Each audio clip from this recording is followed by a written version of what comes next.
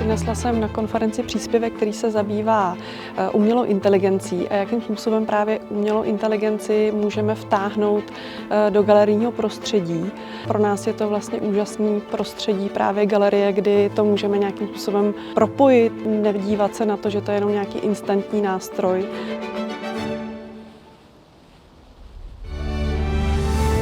Každý človek vidí a vníma tento svet nejakým spôsobom.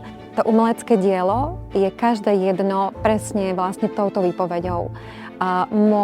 Moje videnie sveta, moja optika, moja perspektíva a deti, ktoré prichádzajú, verejnosť, ktorá prichádza, vidí túto perspektívu, môže premýšľať nad svojou perspektívou a môže sa dotýkať vlastne toho svojho vnútorného bytia.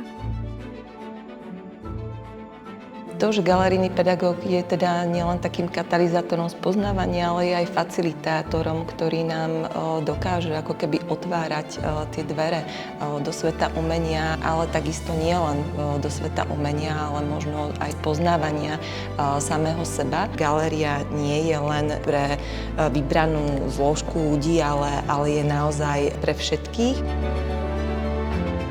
Úplne prvý krok si myslím, že dôležitosť toho vytvorenia nejakého priestoru pre začatie komunikácie s výtvarným umením.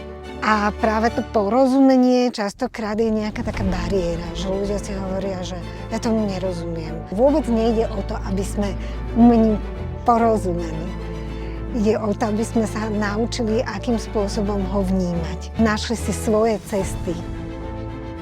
Myslíme si, že naozaj má to veľmi veľký význam, takáto spolupráca a vlastne prepájanie aj neformálneho vzdelávania, formálneho vzdelávania a aj praxe a akademického prostredia. Ďakujeme všetkým.